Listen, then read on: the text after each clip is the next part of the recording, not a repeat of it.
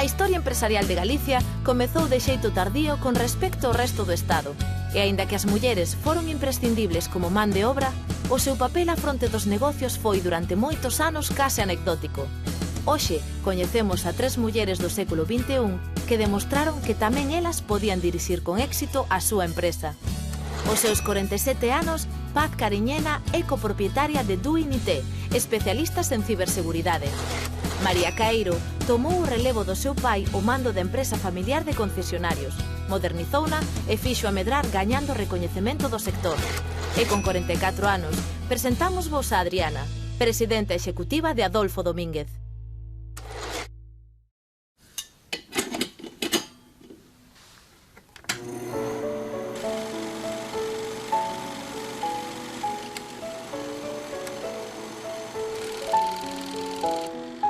Elas, as nosas mulleres galegas, as que contribuíron á creación do noso legado histórico, as que dan forma ao noso tempo e as que deseñan o noso mañá.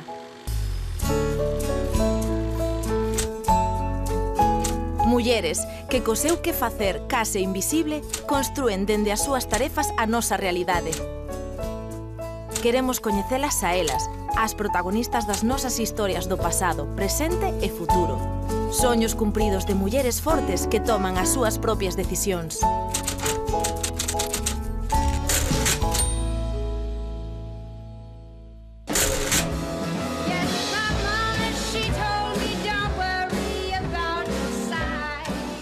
A nosa viaxe ao pasado lévanos hoxe a finais do século XIX. No seo dunha familia burguesa de orixe vasco-francés asentada en Santiago, nacía Juana Brusén. Casou en 1838 cun importante empresario da industria do coiro, Juan Arguindei Garra, e finado este en 1851, Juana viuse na obriga de porse á fronte da empresa familiar. Durante anos, administrou con avelencia a fábrica de picaños e no ano 1861 mercaba de San Nicolás, despois de que fora embargada os seus sobriños por débedas atrasadas. O carón do seu fillo Juan Arguindei Brusén, de tan só 14 anos, dirixiu e saneou as contas mellorando o patrimonio familiar.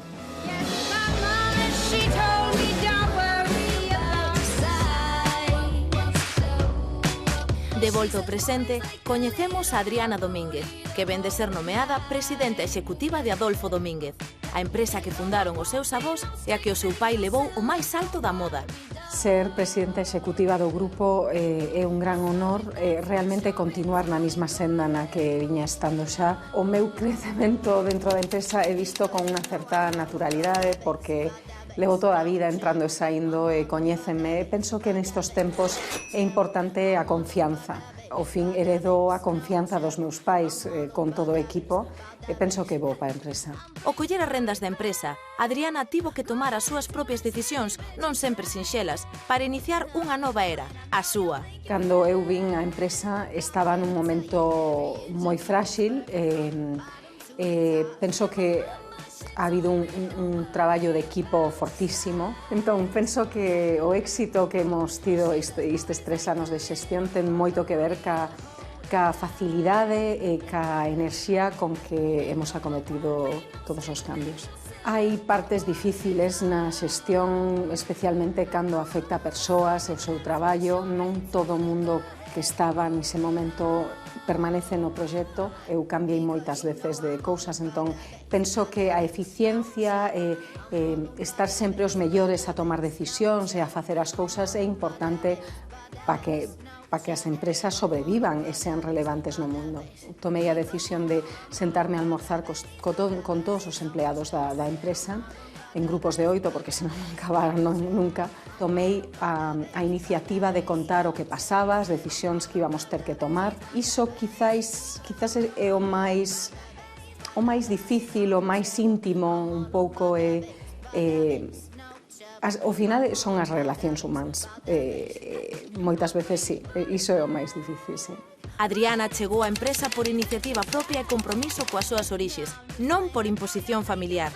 Eu penso que en algunhas familias hai unha identidade, hai unha idea de quen quere o pai ou a nai que quera que sea o próximo. Na nosa empresa non foi así, foi máis unha decisión miña de dar un paso ao frente eu tiña outra vida, facía outras cousas e gostábame moito. Para min foi realmente unha decisión de responsabilidade porque vin que a empresa é magnífica, a marca é maravillosa e que verdadeiramente iba a ser unha pérdida para Galicia, para Ourense, para a miña familia, por suposto, eu di un paso frente porque tiña unha idea de como salvar. Temos ideas, o que pasa é que iso é secreto profesional. Esa é a miña ventaxa competitiva e temos moitas ideas de como facer unha nova revolución ca marca. E como gran meta profesional, asegurar o futuro da empresa e quizáis a ensinanza no seu ámbito, o liderazgo feminino. A mí gostame moito a enseñanza, pareceme moi importante. Agora que teño este posto entendo moito máis acerca do concepto de dirixir, do concepto de liderazgo, especificamente no lugar femenino, non? Pero non o sei, non é inmediato porque aquí hai que estar as duras e as maduras e o momento actual requiere de todas as forzas miñas e de todo do equipo. Dende nena, a María Queiro gustáballe pasar tempo no concesionario o carón do seu pai, sen imaginar que cos anos collería o relevo para converterse na conselleira delegada e vicepresidenta do Grupo Queiro. Estuve estudiando Derecho sin haberlo acabado porque a mi padre se le había muerto su mano derecha, que era un antiguo jefe de administración. Y me metí aquí porque me encantaba. O sea, el mundo de la empresa me gustó desde que era pequeña. Luego pues me especialicé ya mucho más en recursos humanos, hice un máster en ESIC, varios másteres de dirección de administración de empresa en el IES. Bueno, me fui formando con formación específica para la empresa. Hola, buenos días. Buenos días. ¿Qué tal? Que estamos pasando una época muy dura de stock de coches.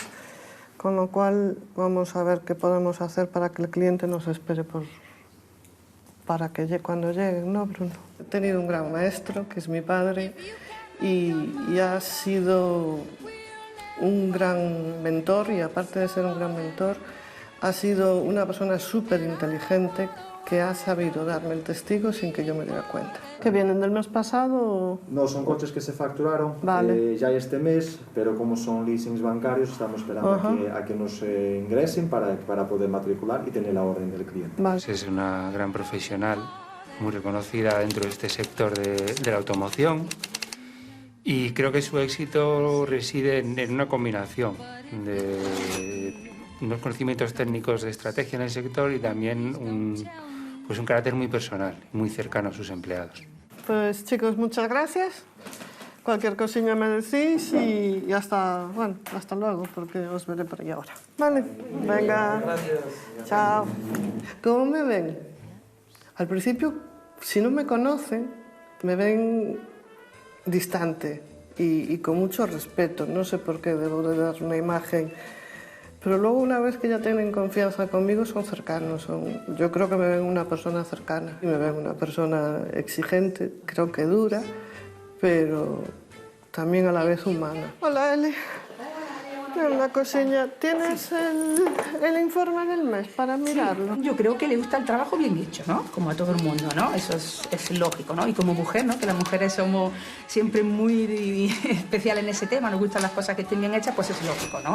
Entonces, que presiona, hay momentos que hay que presionar, hay momentos en los que hay que empatizar también con los trabajadores, y bueno, pues yo creo que es una capacidad que ella tiene, ¿no? Está todo aquí ya, ¿no? Sí, todos los centros y todo. Todos los centros y la Ok, cuando tengas un segundinho vienes entonces, sí. Vale, o me llamas primero y me dices. Perfecto. Venga, muy bien. Gracias, Eli, chao. María preocupouse de aprender de seu pai e formarse para estar á altura da dirección dun grupo como este, pero o feito de ser muller púxolle trabas polo camiño.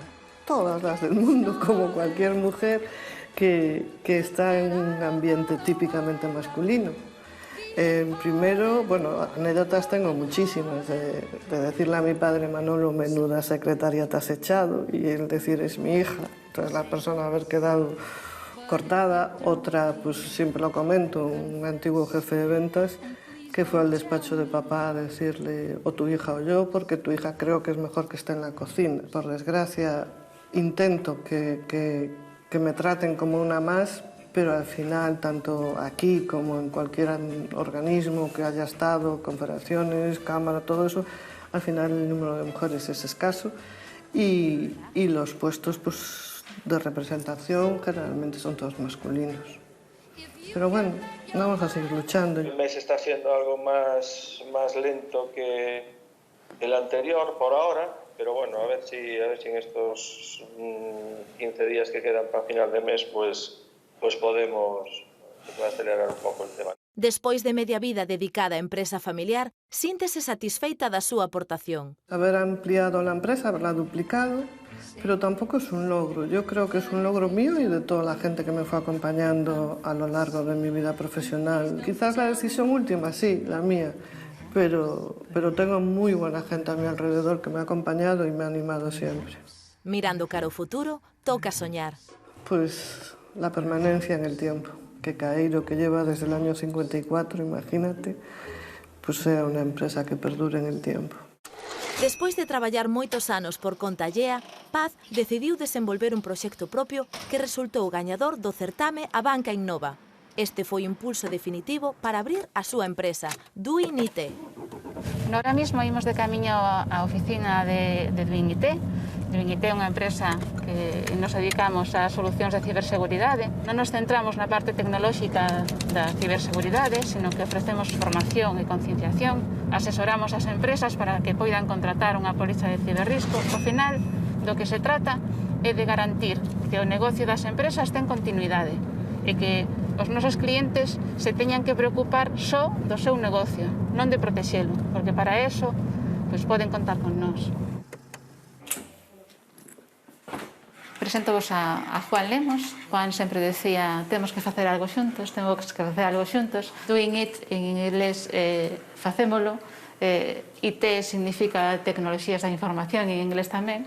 E que fixemos para facelo noso? Poñerlle dúas soes, unha por el e outra por min. Os dous querían ter a súa propia empresa e ter traballado xuntos no pasado e coñecer as abelencias do outro animounos a asociarse. O que buscas tamén, bueno, para mí son dúas cousas. Unha, que haya complementariedade entre os socios, e despois hai outra cousa moi importante, que é a confianza. E xa nos coñecíamos, entón os dous factores pesaban moito.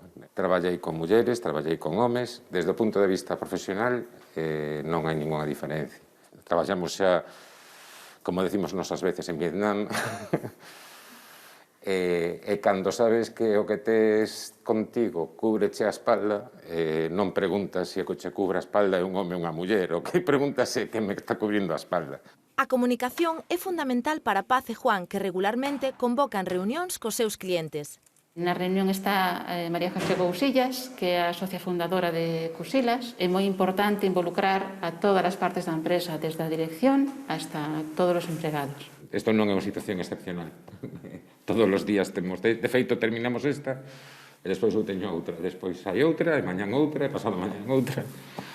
Estamos así, moi entretidos. Para os clientes, o valor que aporta esta empresa é indiscutible. Onte a ciberseguridade case non existía, non se sabía que era, non era necesaria. Hoxe, non mañán, hoxe é super necesario. E nós dámonos conta que acompañarnos de xente como Paz, Juan, e de empresas como Doing é moi importante. Non para hoxe solo, senón para hoxe e para o futuro. Chegar a ter unha empresa propia de éxito supuxo anos de loita e traballo. Eu, por ser muller, non atopei dificultades en xeral. Si, excepcións en momentos puntuais, en algunha situación na que, polo feito de ser muller, pois a miña opinión non se tiña en conta, porque traballei en moitos sitios, e cada sitio é un mundo, e hai algún sitio onde todavía quedan eses antigos dinosaurios, como lle chamo eu, que pensan que por o feito de ser muller non tes capacidade de decisión. Gustaríame que Doing fose como empresa, a empresa que sempre me gustou formar, onde non haxa esa xerarquía que tantas veces vivín e que tantos quebradeiros de cabeza me supuxo, nunha empresa onde todos os que estén con nós, sexa porque queren estar con nós, aportando o seu valor personal e profesional. Entre o patrimonio familiar da nosa protagonista do pasado estaban as tenerías máis importantes de toda Galicia.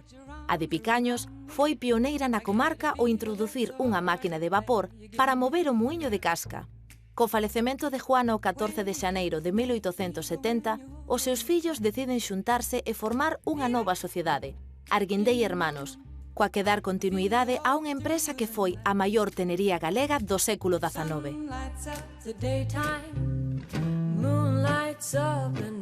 Tamén Adriana foi desas mulleres que tomou o relevo familiar. É a terceira xeración dunha familia dedicada á moda en Galicia. A orixe, uns avós emprendedores que volveron á súa terra despois de emigrar.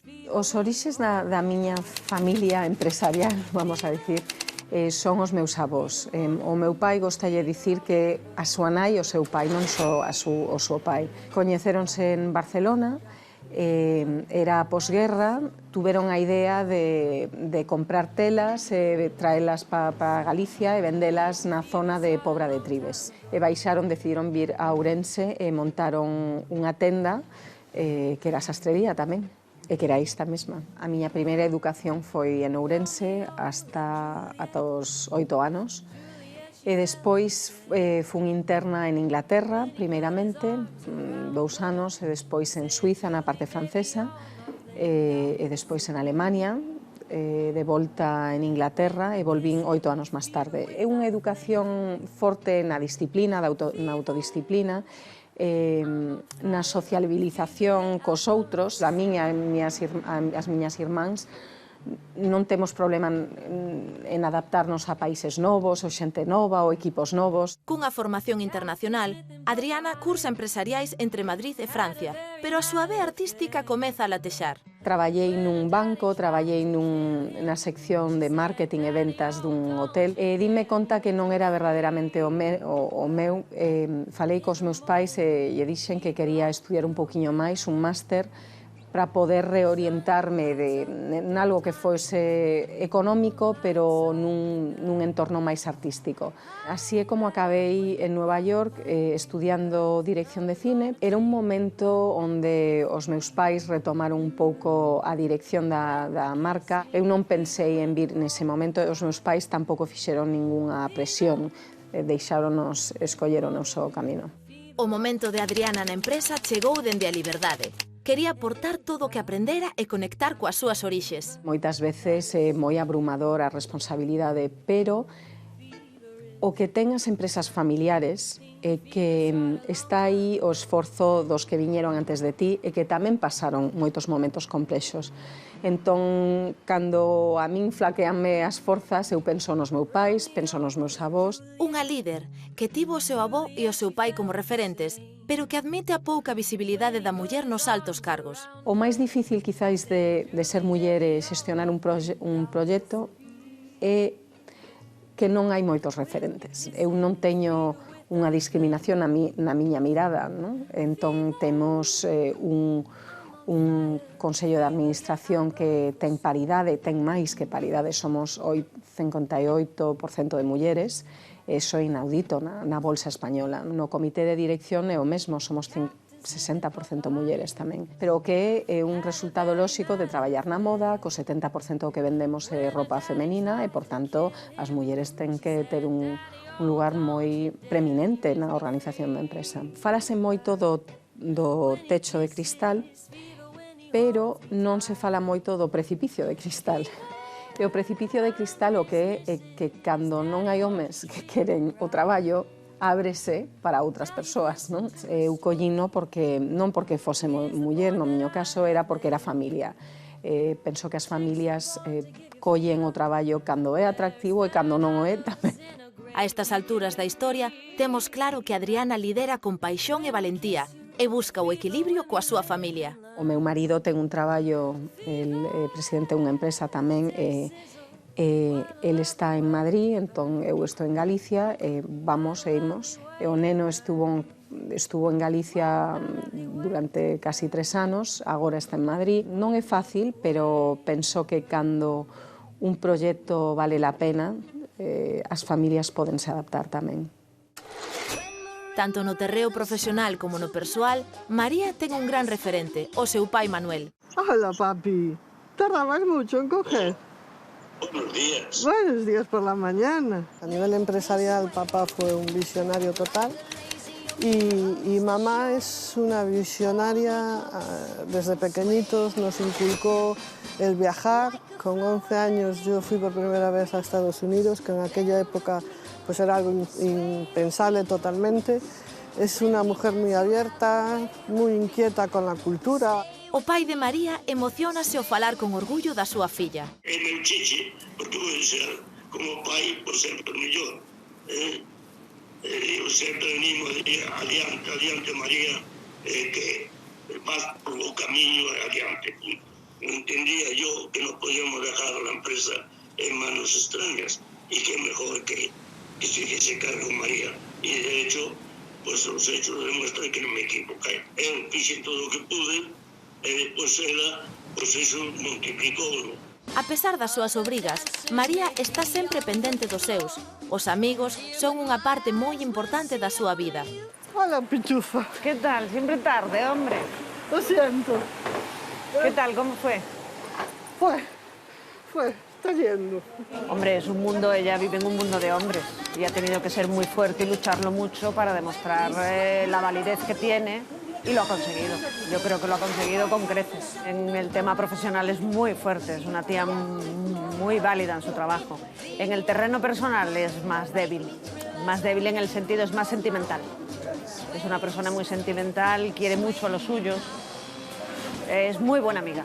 Outro dos pilares fundamentais da súa vida é o seu fillo e yo. ¿Qué tal mañana el examen de ciencia? Bien. Sí, creo bien, sí. Es bastante facilito. Vale, ¿no tuviste problemas por salir? No. Ya hablé con Juan y ya me dejó. Vale. Mira, ¿quieres un pastelillo del amor o algo? Vale. Sí. Pues ven. Decidí ser madre pues una vez que me separé. Yo no pude ser madre biológica, entonces siempre quise adoptar. Y a un niño africano. El 17 de julio del año, no me acuerdo ya, me fui a Etiopía y me traje a mi pitufo, que hoy ahora es un hombrecito. Saber nuestra relación, pues yo diría que es de las pocas madres con las que yo creo que entre todos mis amigos y tal puedo tener una relación muy directa y muy sincera. Ao ser nai, entendeu as dificultades da conciliación familiar da que tanto ir a falar. El hecho de eso, de repente decir, me sale el niño y estoy en una reunión y no puedo dejar la reunión, o a lo mejor tengo que viajar a Madrid y ¿qué hago con ello? ¿No? Entonces al principio lo que hice, no viajar prácticamente. Después, la forma de conciliar, pues tiene muchos, como digo yo, titos putativos, que son todos mis empleados, que cualquiera que le pida que me eche una mano, me lo fueron a buscar al colegio infinidad de veces, me lo llevan, me lo traen. Y la conciliación no son los de mujeres, eso quiero que quede bien claro. La conciliación es masculina y femenina. Entonces, pues yo creo que las empresas tenemos que seguir concienciándonos mucho referente a eso. Bueno, pues mi sueño personal sería ver a mi hijo en su entorno familiar, con su mujer y sus hijos, y que me hiciera abuela. Creo que si él fuese así sería una persona feliz y bueno, pues me encantaría. Por mi parte nada más, de daros las gracias. Ha sido una experiencia preciosa el estar todo el día con vosotros y bueno, sabéis dónde estamos para lo que queráis y para repetir si hace falta. Vale, gracias. Despois de atender as súas obrigas profesionais, Paz dedica toda a súa atención á vida familiar. Aquí estamos cos meus fillos, con Ricardo e con Quique. Ricardo ten 19 anos, Quique ten 16. Aproveitamos o pouco tempo que temos libre, o sol cando sae, para botar unhas canastas ou pasar o tempo o mellor que podemos e compartir estes momentos. A familia descubrín tarde que é moito máis importante para min do que eu quería recoñecer. Houve unha época da miña vida no que o traballo era o máis importante. Traballei xornadas maratonianas durante moitos meses da miña vida e perdín parte da infancia dos meus fillos co traballo. Ás veces, cando, por exemplo, iba a Madrid, por exemplo, un ou dous días, pois botábase bastante de menos. Eu creo que desde que decidiu montar a empresa e desde que está pola súa conta, pois non sei, sí que ten moito máis tempo para estar con nós, para estar na casa, para celebrar cousas xuntos, para momentos así máis importantes. Bueno, pois ora imos indo para casa. Vou vos presentar a Ricardo, meu home, que foi o que sufriu todas as miñas épocas de traballo duro e que fixo un bo traballo con estes dos rapaces. Ele é Ricardo, é meu home.